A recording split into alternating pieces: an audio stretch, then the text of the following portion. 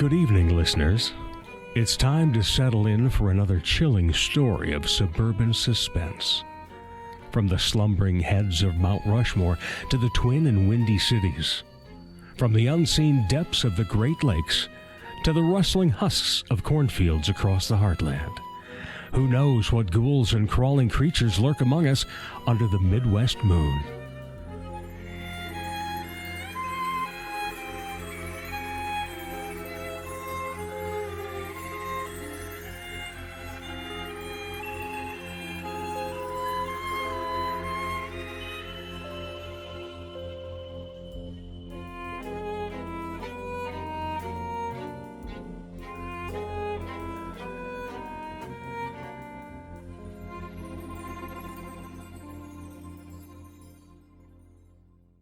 The Cadence Theater stood at the very edge of downtown, a 1915 Sioux Quartzsite building that survived 2 fires, a flood, and the largest Great Plains tornado in recorded history. The theater started out hosting vaudeville shows before becoming a movie house in the 40s. Mysteriously, without warning or explanation, the theater closed down for several years shortly after its transition to a Cineplex. Families showed up one evening to find a blank, unlit marquee and stared into the dark behind the box office windows, left to guess at the reason for the closure. Then one day, after years of sitting empty, the theater reopened. No announcement in the paper, no celebratory arc of balloons at the entrance, just a quiet double feature for those who happen by. When a building stands long enough in a community, it is bound to collect all sorts of interesting stories, and the Cadence Theater was no exception. Most rumors circled a particular staff for a time, before fizzling out like fountain pop gone flat. But one rumor persisted. Maybe it had an element of truth to it. Maybe it gripped people in a way the others didn't. For whatever reason, it lived on to chill decades of Cadence patrons and staff. That rumor was that a sinister creature had terrorized moviegoers in the early days of the theater's run as a B-movie Cineplex. Had been the reason for the theater's temporary closing, in fact. Marty, the oldest employee and self-appointed historian of the theater's current staff, gave a dramatic account of the incident to anyone interested. Marty would position himself between the soft pretzel warmer and slushy machine, each slowly spinning in a quiet, mechanical whir, as he gathered listeners around the bright counter of red vines and snowcaps. He started always with the same warning that the following story was true and had happened in the very spot he now stood. Then he'd pause, letting his words linger in the hot, buttered air. The way Marty told it, a teenager working at the box office in 1944 had a crush on a girl who attended a monster matinee one weekend. The boy took his time making her change, asking her about her favorite movies and complimenting her scarf, pale pink with gold swirls like the inside of a shell. She smiled at his questions before breaking away to find her seat. Not long after the film began, the boy slipped inside the screening room to tell his friend who was ushering that he planned to ask the girl out. He had enough cash to take her for a shaker burger at the diner next door once the movie finished. His friend grinned and clapped him on the back. Suddenly, a piercing scream interrupted the boy's celebration. It was the kind of scream you'd expect from a creature feature like the one playing that afternoon, but it hadn't come from the movie. It came from the front lobby. The boy raced towards the front of the building to find the lobby empty. He pushed open the front doors and jogged out into the street, searching in both directions for anybody who could have made the sound. Someone in distress or a prankster looking for a laugh. There was no one. The boy headed back inside, puzzled and a little shaken. He was about to return to his post at the ticket counter when he saw a small heap of fabric on the checkered floor beside the concession stand. A swirl of pink and gold. Just as he stooped to pick up the scarf, 2 ghostly arms seized his shoulder from behind. He jumped and spun around to see the dark eyes and floating form of a Banshee. The figure had the look of a projection, as though light were passing through its translucent form. The creature let loose another terrifying scream and lunged at the boy once more.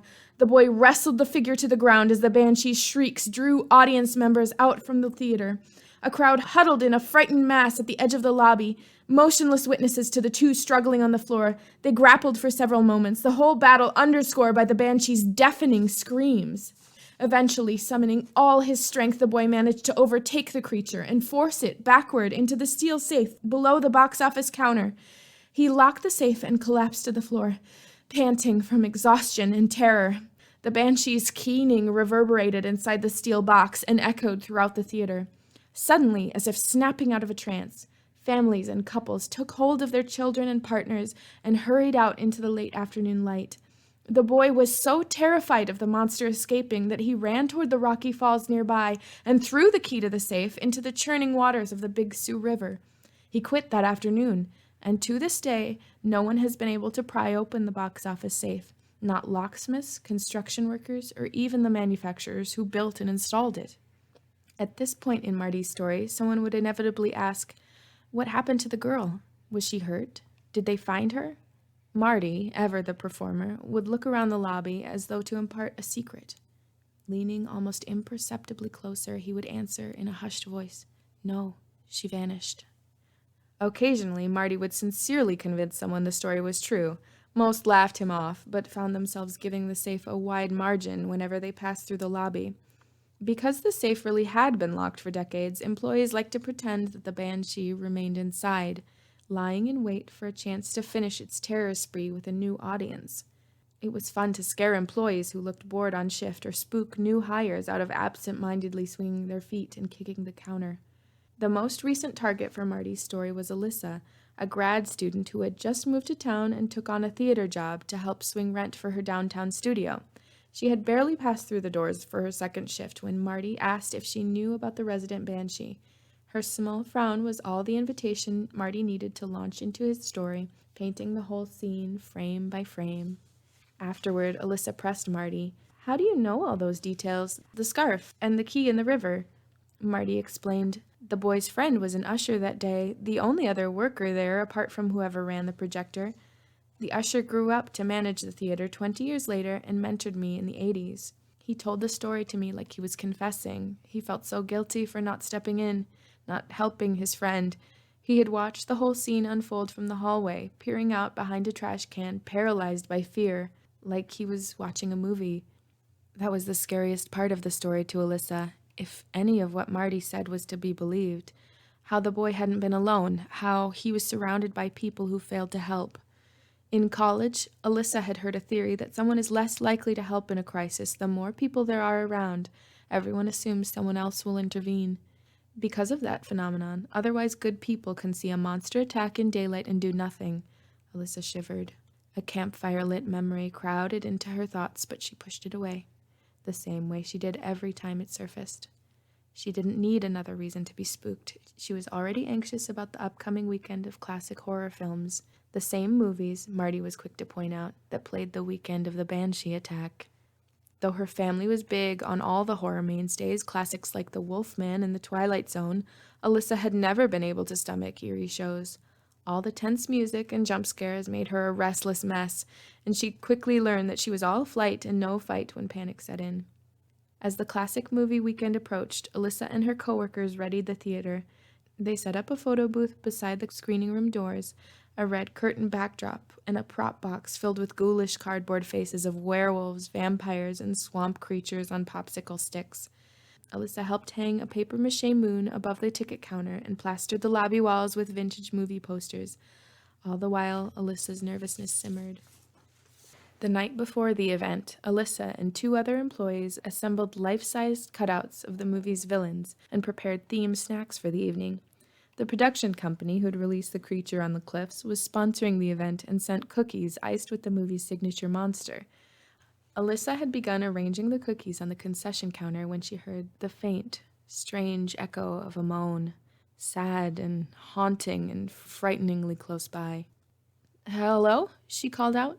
Without her realizing, the lobby had emptied, and she wondered whether her coworkers had cut out early or were working on something elsewhere in the building.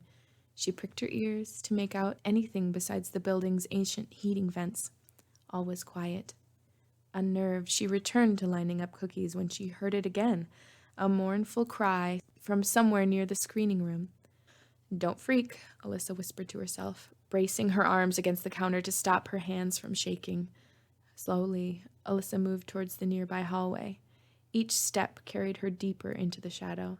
On the floor beside the stairs leading up to the projection room, she spotted a small heap of fabric, Alyssa peered up the dark stairwell before crouching to retrieve it. A crumpled box office vest with Marty's gold name tag pinned to the front. Then came another moan, this one as if it were right over her shoulder. Alyssa's dread morphed into terror. She raced back to the light of the lobby and called out in a panicked voice, "Hello? Anyone? Help! Something's happened!" No one appeared. No one responded. It made no sense. Alyssa wavered between fleeing to her car and calling 911, her imagination on fire with lurid possibilities, when a laugh broke through her panic. Marty and the other employees tumbled out of the stockroom in a huddle of smiling faces. "I'm sorry, Alyssa," Marty said, grinning. "You made it too easy. We had to." "A prank." Alyssa relaxed. She was a good sport, not letting on how afraid she'd been. She could tell that no one meant any harm by the stunt, but for the rest of the night she couldn't shake the unease that gripped her. Saturday came quickly. Alyssa took a few steadying breaths on the sidewalk in front of the theater, rubbing the smooth amber pendant of her necklace as though it were a worry stone. She watched a little girl wearing a Frankenstein shirt skip through the doors beside her mother. Alyssa scolded herself for overthinking, drained the rest of her tea, and followed them inside to start her shift. For a horror film event, the atmosphere in the theater was surprisingly lighthearted. Alyssa joked with customers as she gave them their tickets and watched families strike goofy poses in the photo booth. After the last of the stragglers bought their tickets and popcorn and headed into the screening, Alyssa joined her coworkers in quietly tidying up the space. Just when Alyssa felt the last of the tension in her shoulders ease, the lobby lights began to flicker. Faintly at first, then fully. Quick blips of darkness flashed like Morse code in the overhead fixtures and wall sconces. Moments later, a scream sounded. Not from the movie, not a prank. Alyssa and Marty's eyes met in the stuttering light, a current of panic passing between them.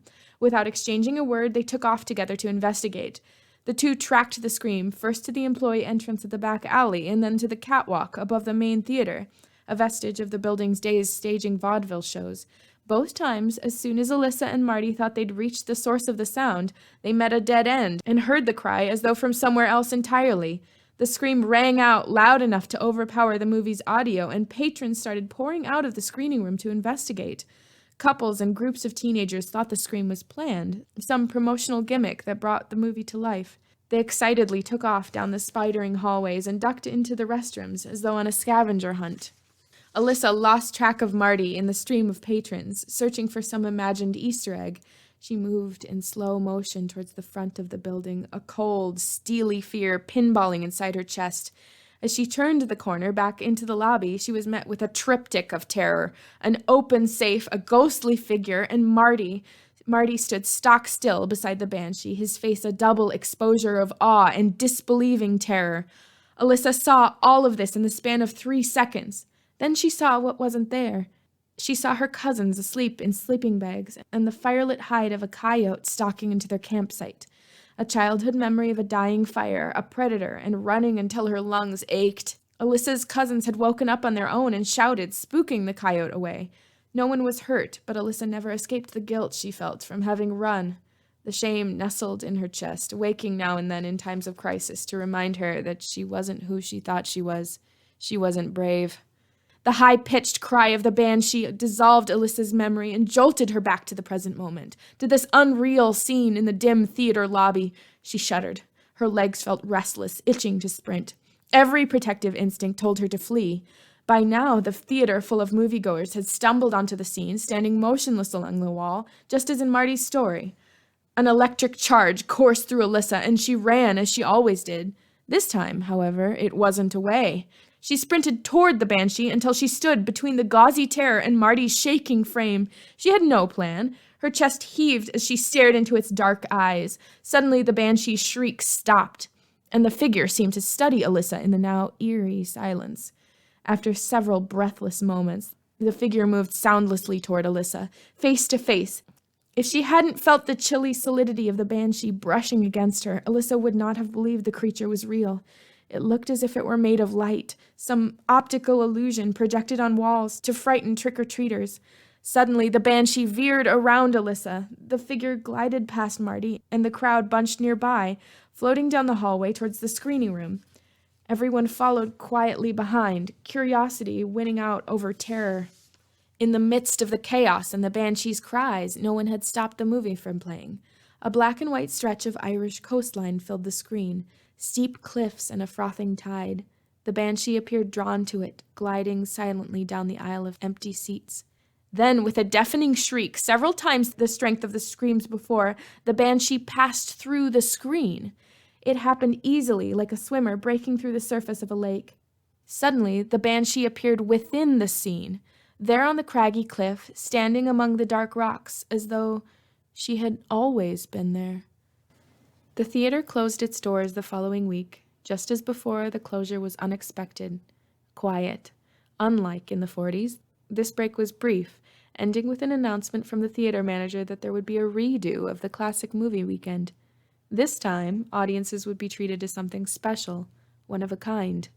The Cadence was the only theater to possess a copy of The Creature on the Cliffs that featured a banshee in the establishing shot of the second act. Fans of the cult classic traveled from states away, filling the theater enough to unnerve the fire marshal. When Alyssa had finished her business at the box office, she slipped in to watch the film from the back wall. A chorus of shouts and applause rang out when the Banshee's scene arrived, a lone figure on a foggy, desolate landscape. How strange and impossible it all was. Alyssa marveled at the ghostly woman standing atop the cliff, her dark eyes and pale skin, the wind whipping her scarf, making the swirling seashell pattern dance around her face.